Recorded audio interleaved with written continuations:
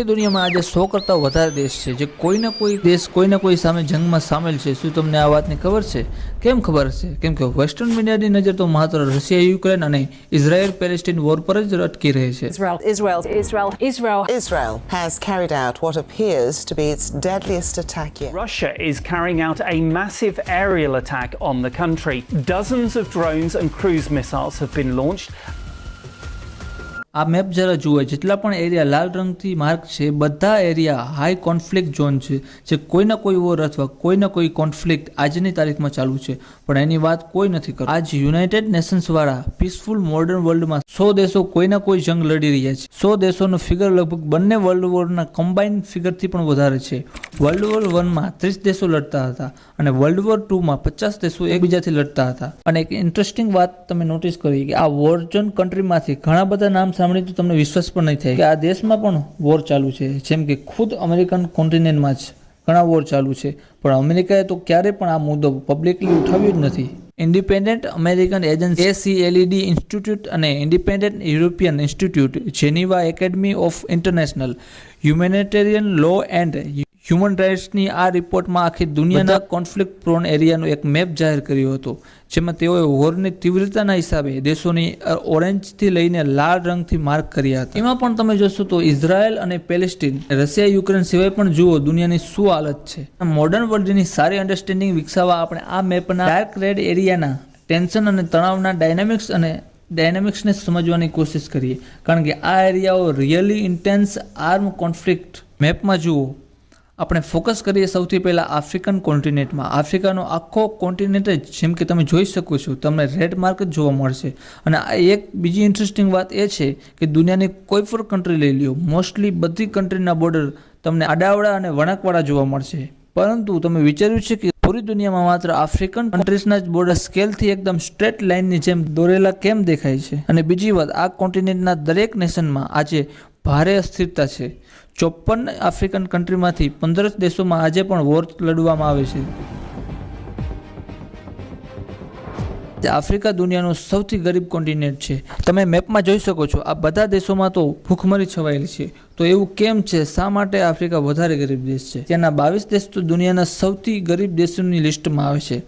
આફ્રિકાના આ બંને પ્રોબ્લેમનો જન્મ એક જ સમય થયો હતો, 19th સેન્ચુરીમાં। એ સમય હતો જ્યારે પૂરા આફ્રિકા કોન્ટિનેન્ટ પર 7 યુરોપિયન પાવર્સ રાજ કરતા હતા।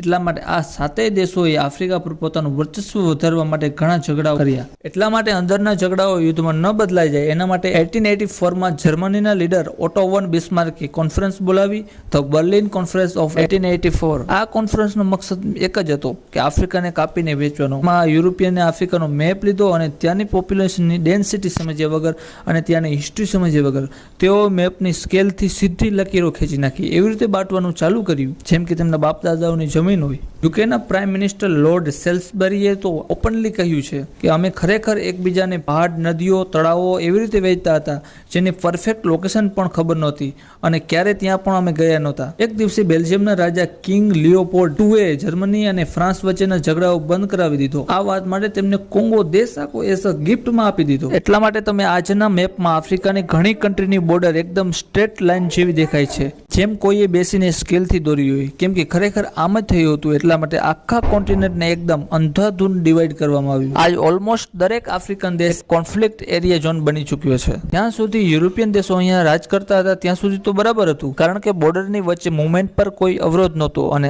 આ યુરોપિયન દેશો વચ્ચે તેમની પોતાની એક સમજદારી હતી। પણ જ્યારે બધા દેશ આઝાદ થયા અને તેમના બોર્ડર થઈ ગયા, તેનાથી અસર એ થઈ કે રાતોરાત ઘણા પરિવારો વિખરાઈ ગયા અને બીજા દેશોમાં ચાલ્યા ગયા। આ કાંઈ માત્ર 1000 લોકોની સાથે નહોતું થયું। આજ આફ્રિકાના લગભગ 400 થી 500 મિલિયન લોકો, જે પોતાની 40% પોપ્યુલેશન છે, તેનાથી ડિવાઈડ થઈ ચૂક્યા હતા। વિચારો, આપણા આ ભારતીયોના કેસમાં જ્યારે ઇન્ડિયા પાકિસ્તાનના બટવારા થયા હતા ત્યારે કેટલી ફેમિલીઓ વિખૂટી થઈ ગઈ અને બેઘર થઈ ગઈ હતી, મારકાટ થઈ હતી। હવે એવા દ્રશ્ય આખા આફ્રિકામાં થયા હતા અને બસ આ જ સૌથી મેઇન કારણ છે આફ્રિકામાં સદીઓથી ચાલી આવતા વોરનું, કેમ કે ઘણા આફ્રિકન દેશોમાં એક જ વંશના લોકો અલગ અલગ બોર્ડરિંગ નેશનમાં રહે છે, જેનાથી એ દેશોની વચ્ચે ટેરિટોરિયલ ડિસ્પ્યુટ, પ્રાદેશિકવાદને લઈને ભયંકર સિવિલ વોર થતા હોય છે। ચાલો આને સુડાન દેશના ઉદાહરણ દ્વારા સમજીએ। 2003માં સુડાન જે દેરફુર એથનિક કોન્ફ્લિક્ટ થયો હતો, તે 21મી સેન્ચુરીનો સૌથી પહેલો સામુદાયિક નરસંહાર હતો, જેને ખુદ યુએનએ દુનિયાનો વર્સ્ટ હ્યુમેનિટેરિયન ક્રાઇસિસ ડિક્લેર કરેલ છે, કેમ કે એમાં ત્યાંના ડિક્ટેટરે સુદાનના માઇનોરિટીને જ ઓલમોસ્ટ ખતમ જ કરી દીધી હતી. ખરેખર આ કોન્ફ્લિક્ટ સુદાનના મુસ્લિમ ડિક્ટેટર ઉમર અલી બશીર અને ત્યાંના માઇનોરિટી ફુરઝાગા અને મેસલી એથનિક ગ્રુપની વચ્ચે થયો હતો, જેમાં આ માઇનોરિટીનું એવું કહેવું હતું કે ઉમારના રાજમાં અમે ઘણા વર્ષોથી માર્જિલાઇન રહે છે, એટલા માટે હવે તેને પોતાના માટે એક નવા દેશની સ્થાપના કરવી છે. હવે પોતાની આ ડિમાન્ડને સરકાર પાસેથી પૂરી કરવા માટે ટ્રાઇબ્સે સુદાન લિબરેશન આર્મી તૈયાર કરી, જે હથિયારની મદદથી આઝાદી લેવા માંગતા હતા, રેવોલ્યુશનરી હતા. હવે તેઓના વિરોધમાં ઉમર અલ બશીરે પણ આ મુવમેન્ટને દબાવવા માટે મુસ્લિમ લિબેશિયસ, જેનું નામ જન જાવીદ હતું, તેની મદદ લીધી. તેમણે મળીને માઇનોરિટીઓનો એવો નરસંહાર કર્યો કે બસ થોડા જ સમયમાં સુદાનના 3 લાખ લોકો માર્યા ગયા અને 25 લાખ લોકો પોતાનું ઘર છોડીને ત્યાંથી ભાગી ગયા.